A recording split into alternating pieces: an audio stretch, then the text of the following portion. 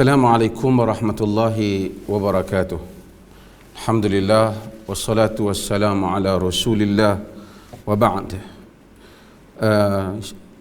Alhamdulillah kita bersiaran lagi pada malam ini. Ini merupakan siri yang kedua dalam suasana negara kita sedang menghadapi satu ujian daripada Allah Subhanahu wa taala, iaitu wabak yang dikenali dengan coronavirus, yang mana dalam keadaan ini kita telah diminta oleh kerajaan untuk berada di rumah masing-masing, dan saya mengucapkan mudah-mudahan tuan-tuan yang berada di rumah masing-masing itu dalam keadaan sejahtera dan melakukan perkara-perkara yang bermanfaat. Duka cita sebelum saya nak bercakap ni, kerana kita lihat dalam sosial media ramai lagi ada orang yang memang dia tak boleh duduk di rumah dia dan dia keluar. Dia rasa barangkali untuk riliskan perasaan dia ataupun seumpamanya, tapi hakikatnya apa yang dia lakukan itu telah menyebabkan bahaya dan ancaman kepada negara.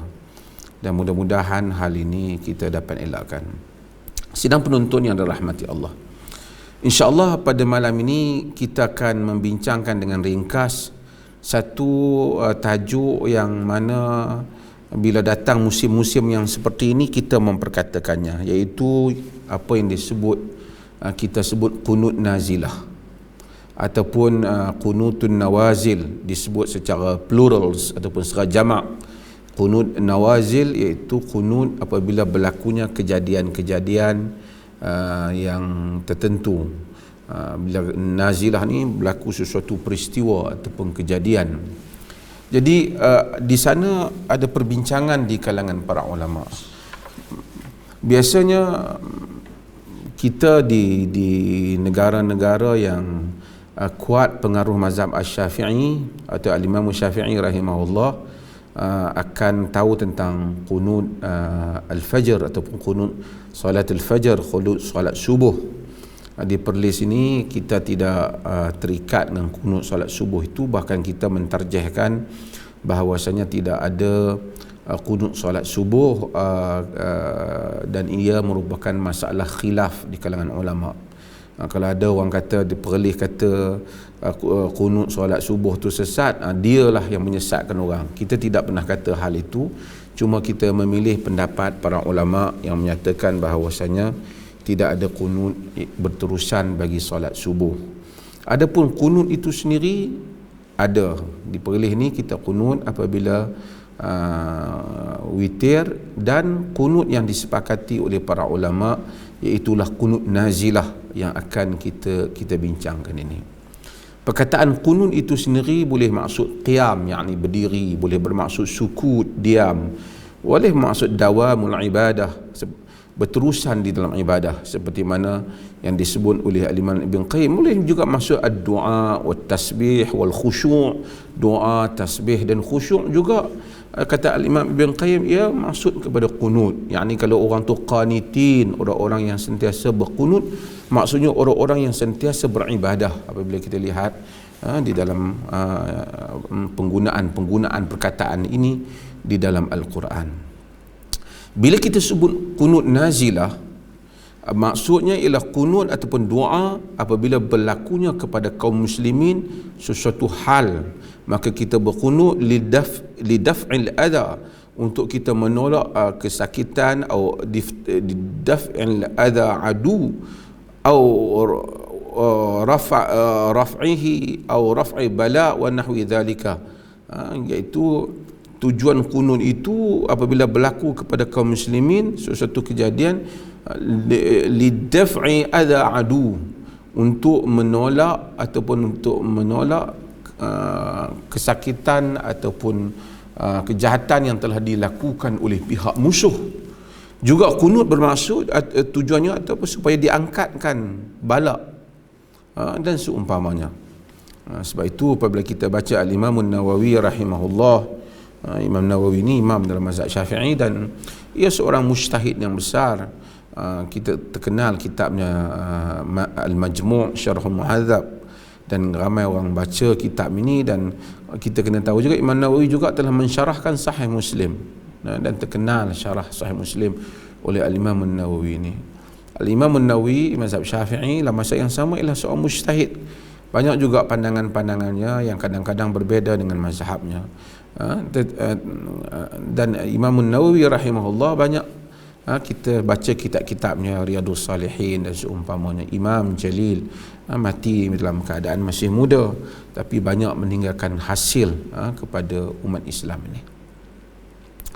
Al-Imam An-Nawawi rahimahullah kata, was-sahihul masyhur, yang sahih lagi masyhur, annahu idza nazalat nazilatun, sesungguhnya apabila telah turun suatu kejadian, telah suatu keadaan, ka'aduin wa qahtin wa wabain wa atshin wa dararin zahirin bil muslimin wa nahwu dhalika, qanatu fi jami'is salawatil maktubat. Dia kata apabila telah berlaku suatu kejadian, turun suatu keadaan yang susah, ataupun keadaan di mana musuh menyerang, ataupun berlakunya kemarau, ataupun berlakunya wabak, berlakunya kekurangan makanan atau kemudaratan yang zahir mengenai kaum muslimin, maka ketika itu kaum muslimin mereka berqunut di dalam semua salat mereka. Berqunut di dalam semua salat mereka.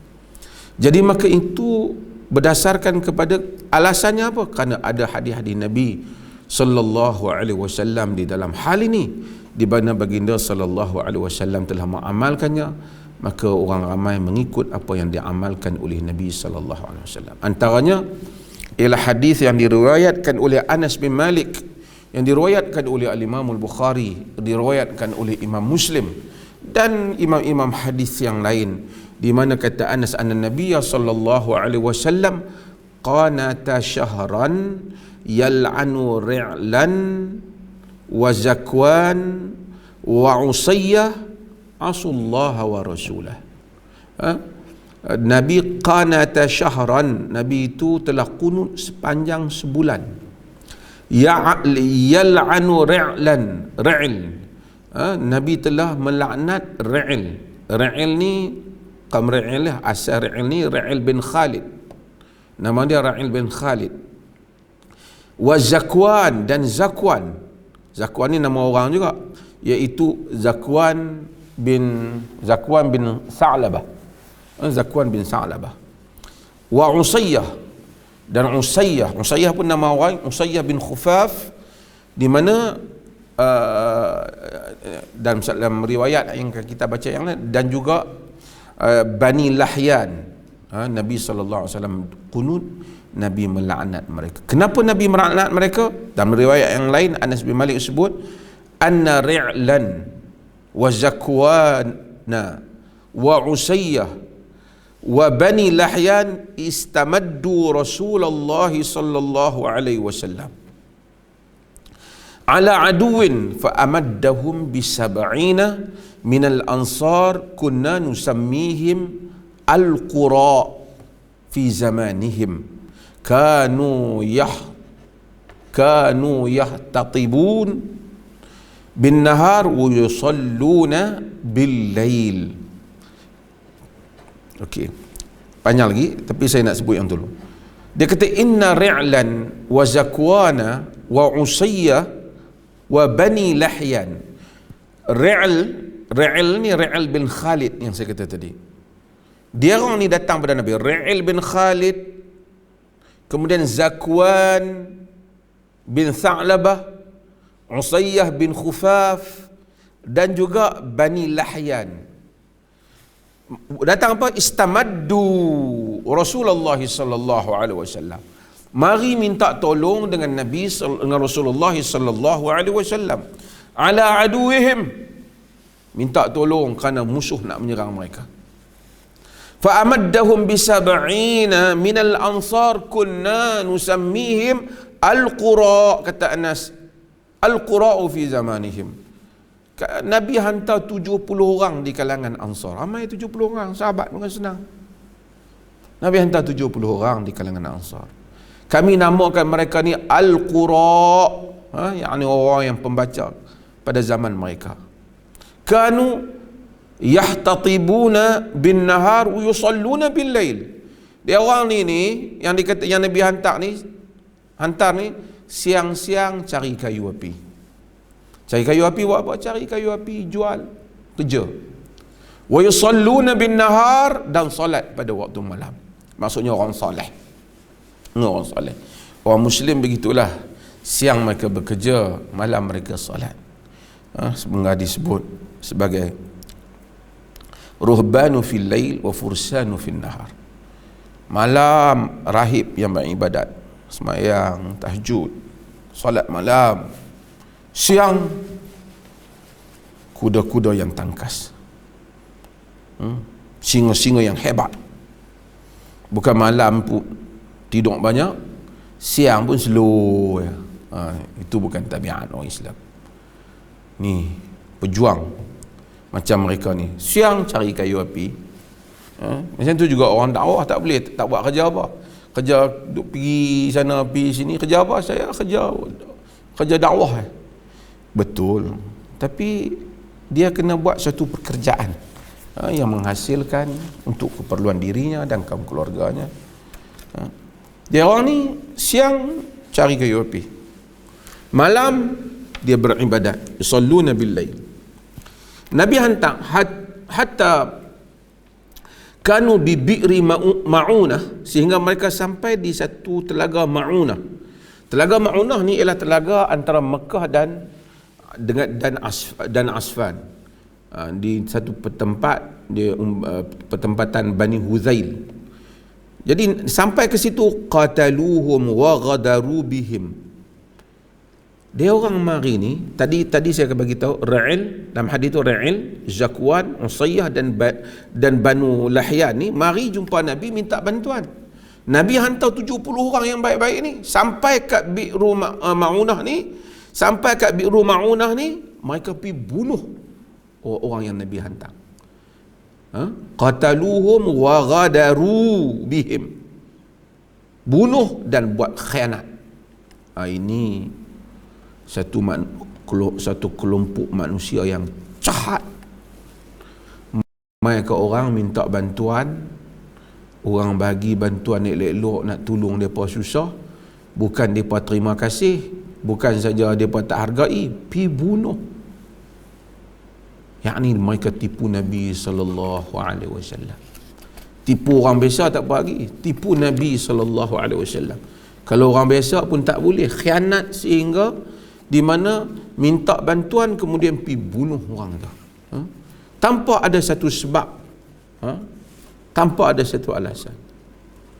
Wa balagha an-nabiy sallallahu alaihi wasallam faqanata syahran.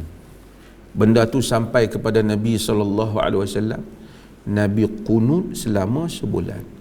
Yad'u fi subhi ala ahya min ahya'il Arab, ala Ra'il wa Zakwan wa Usayyah wa Bani Lahyan. Sebulan Nabi doa dalam sembahyang subuh terhadap mereka ni.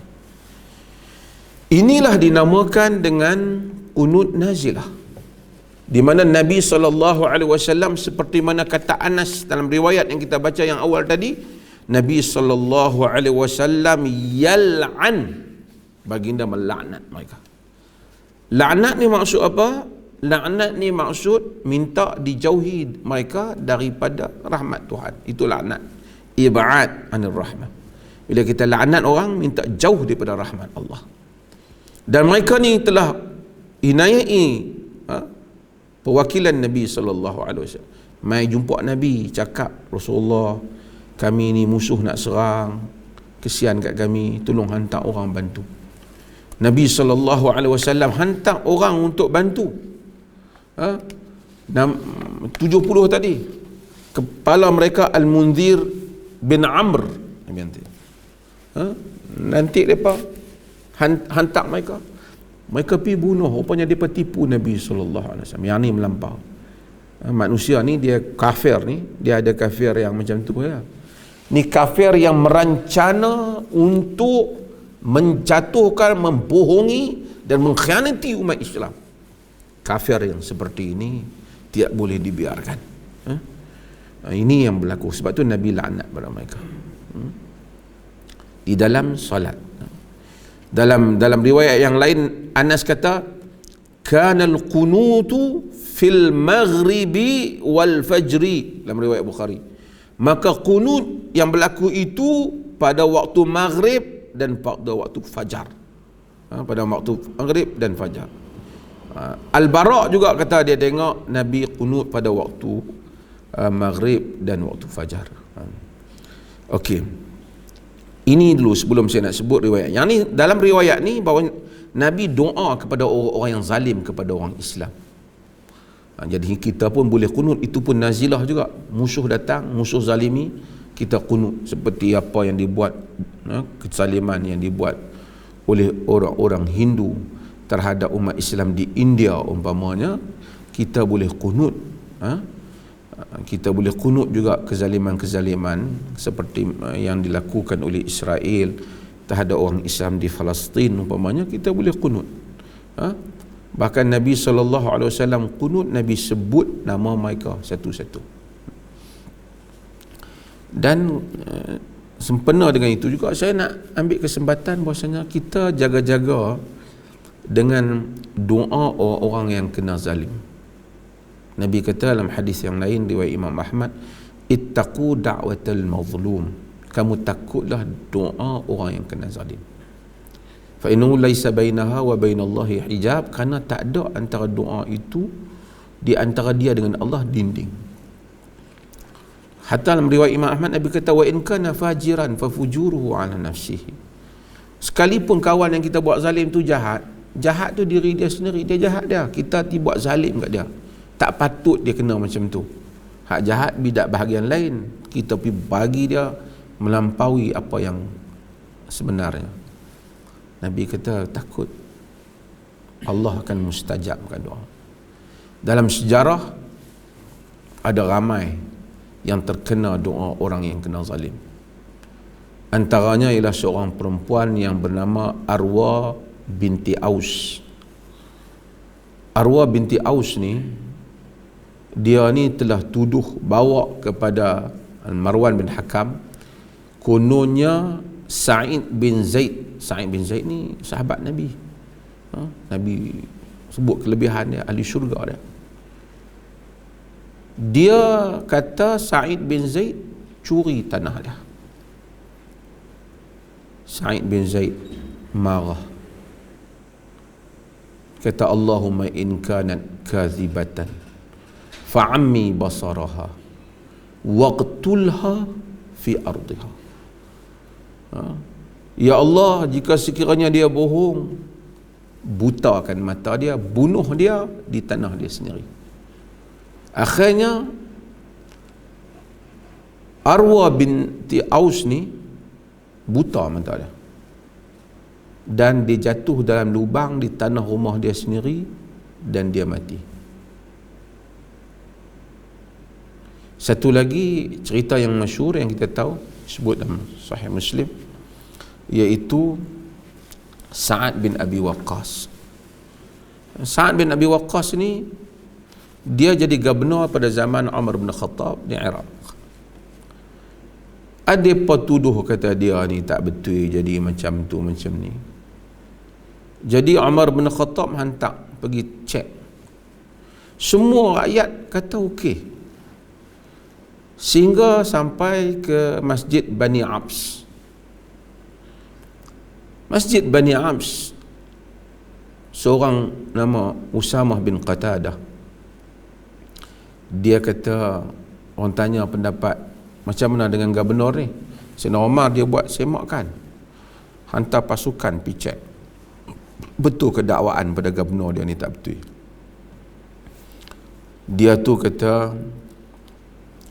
Dia kata innahu la yamsi fi sariyah wa la yaqsimu bis sawiyah wa la ya'dilu fil qadiyah. Dia ni tak menyertai peperangan, yakni perjuangan. Wala yaqsimu bisawiyah, tak bahagi harta dengan cara betul. Wala ya'dilu fi qadiyah, tak adil apabila putuskan isu-isu di kalangan rakyat. Sa'ad bin Abi Waqqas ni sahabat Nabi, soleh Sa'ad ni. Nabi dah tak ada zaman Umar bin Khattab. Sa'ad marah, dia tuduh macam tu.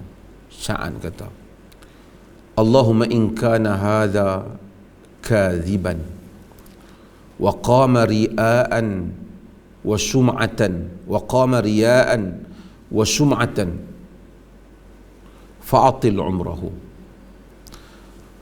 wa atil faqrahu wa aridhu bil fitan.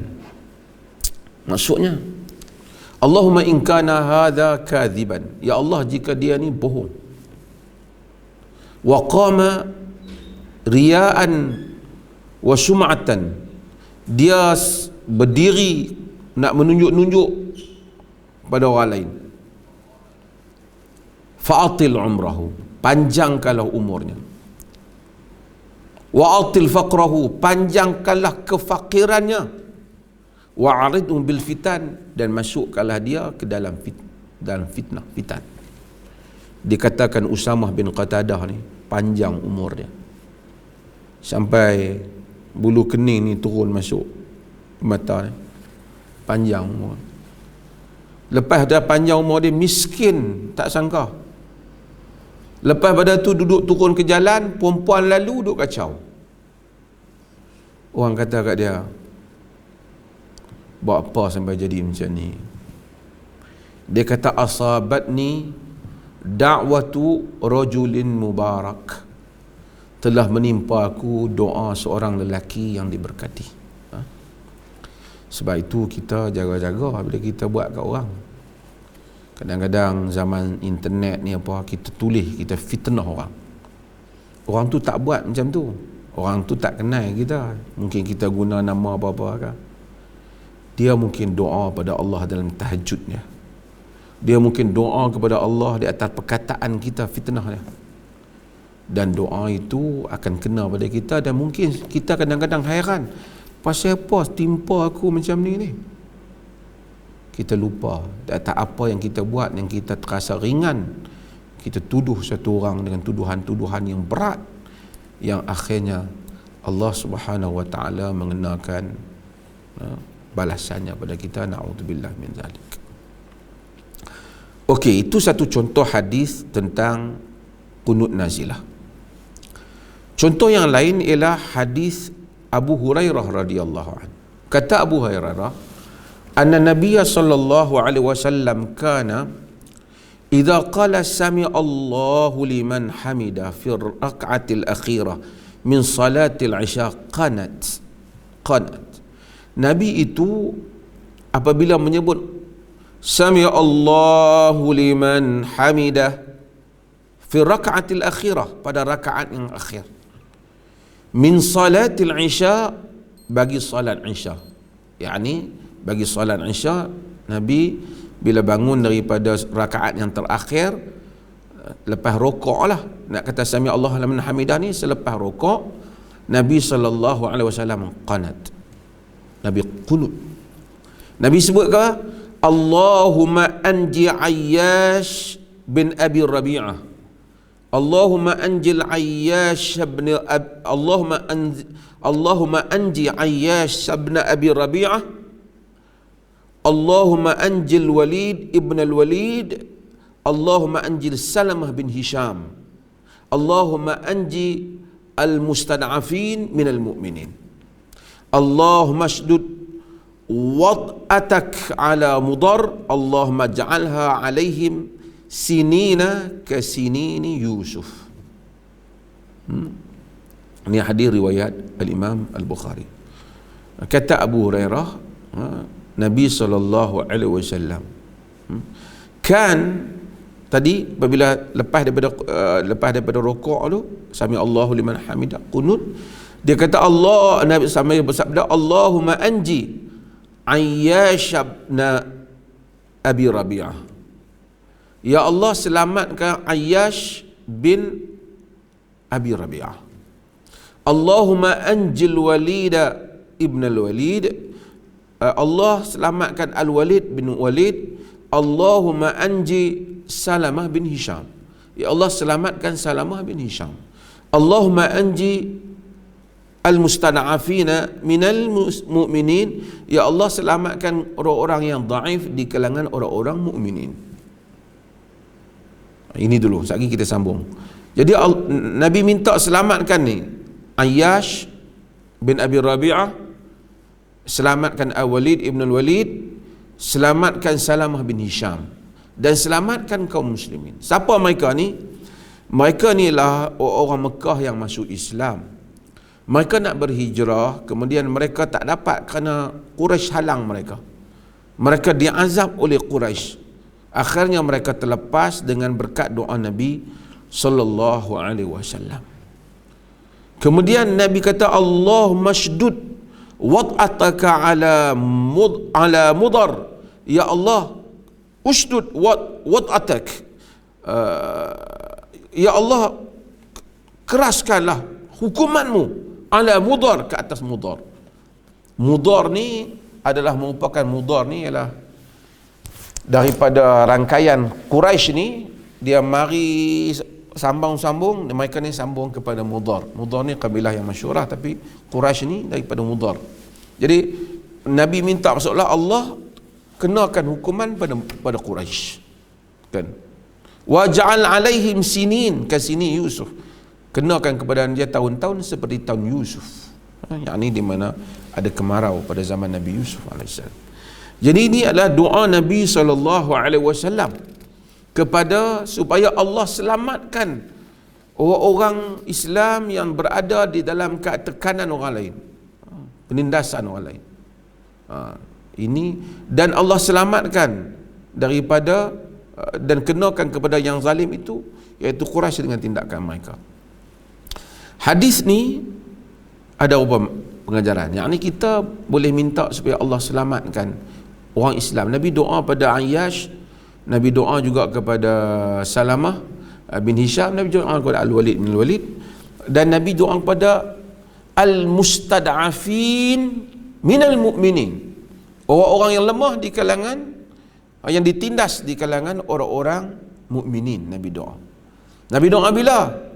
Fi raka'atil akhirah, pada rakaat yang akhir selepas Sami Allahu liman hamidah, selepas Sami Allahu liman hamidah.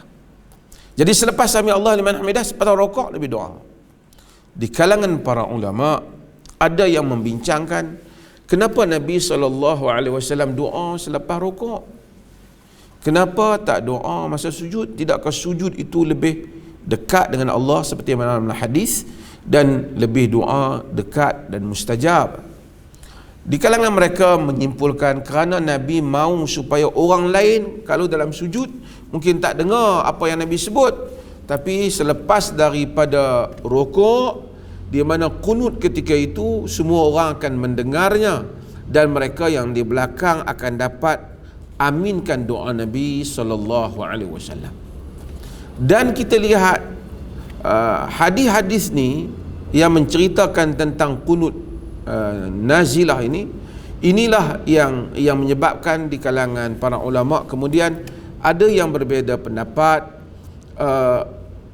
adakah Nabi SAW kunut ni khusus untuk salat subuh, ataupun Nabi SAW kunut ni disebabkan nazilah ini. Di dalam hadis yang lain tadi kita sebut, Nabi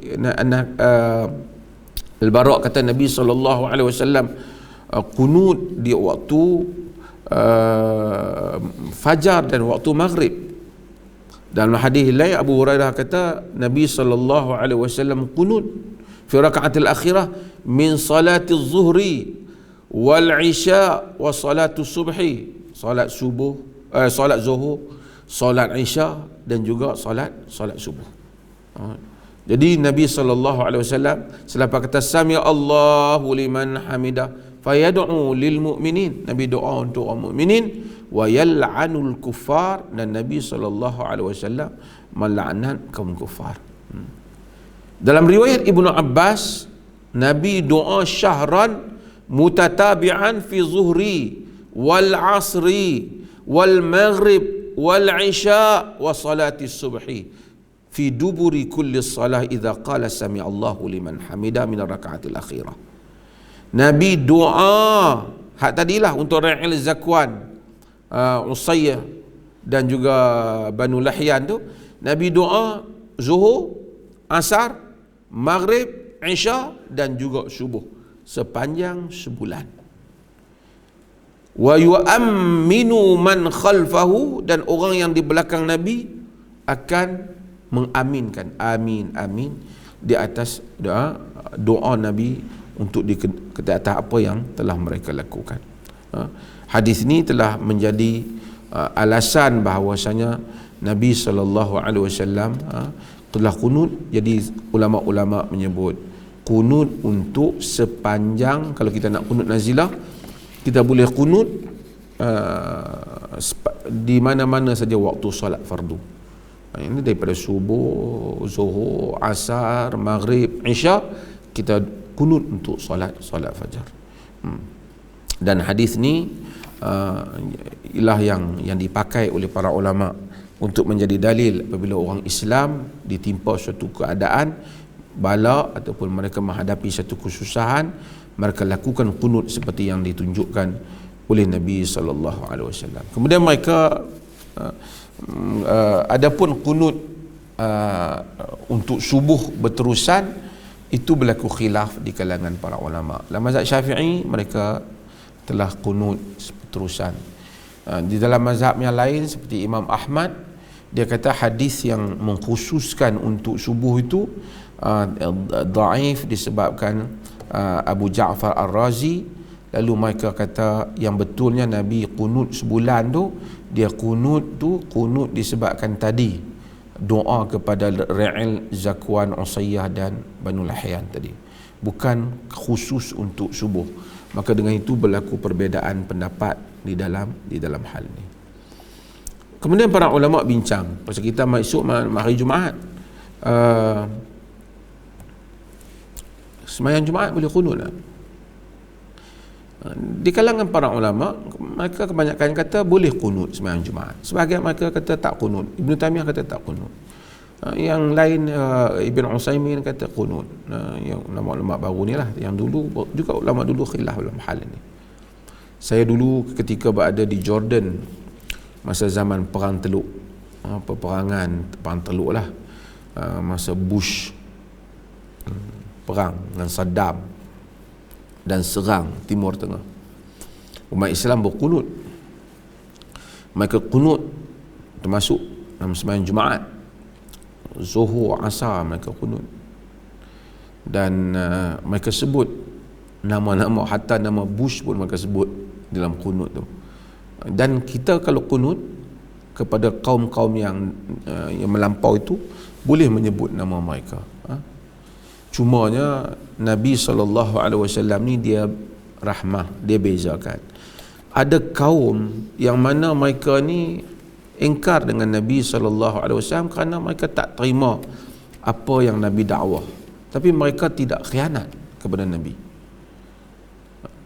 Sebab tu Nabi rahmat. Bila mereka ni kadang-kadang mereka jahil, mereka tak tahu, mereka lawan Nabi, Nabi SAW minta kan, Nabi kata suruh Allah ampunkan mereka, Allah maghfir qaumi fa innahum la ya'lamun, ya Allah ampunkan kaumku, mereka tak tahu, sekalipun mereka pukul kepada Nabi. Tapi bagi kaum yang tahu Nabi benar, mari saja rancang nak tipu Nabi, macam yang dilakukan oleh Ra'il dan Zakwan tadi. Mereka datang kepada Nabi SAW, Ra'il bin Khalid dan Zakwan bin Sa'labah dan Usayyah bin Khufaf, dan tadi dengan mereka datang tipu Nabi. Yang ni bukan setakat jahil, ada pemusuhan biasa, tapi tahu, tapi berniat untuk melakukan khianat. Golongan yang seperti ini layak untuk kita doa kepada mereka dalam kunut nazilah. Adapun setakat orang kafir biasa yang tak tahu, jahil, kita tak boleh doa pada mereka. Bahkan kita sepatutnya mengharapkan supaya Allah memberikan hidayah kepada mereka. Nabi SAW doa kepada banyak kaum yang tak beriman supaya mereka beriman. Nabi sabar dengan mereka. Adapun orang Islam, kita tidak boleh melaknat mereka. Laknat orang Islam ni tak boleh. Dan kita tahu Nabi SAW, hatta orang minum arak yang datang kepada Nabi SAW, minum arak kerap datang kepada Nabi. Yang hadis Bukhari, seorang yang dipanggil dengan Abdullah, wa kana yudhikun Nabi SAW, dia selalu bagi Nabi tergelak, dia kaki lawak dia ni main, tapi selalu wa kana yashribul khamr. Dulu dia suka minum arak. Nabi SAW satu hari bawa dia minum, Nabi tak idribu, pukul dia, yani ada pukul. Faminna man darabahu bi thawbihi wa minna man darabahu bi yadihi. Ada yang pukul dengan baju, ada yang pukul dengan tangan.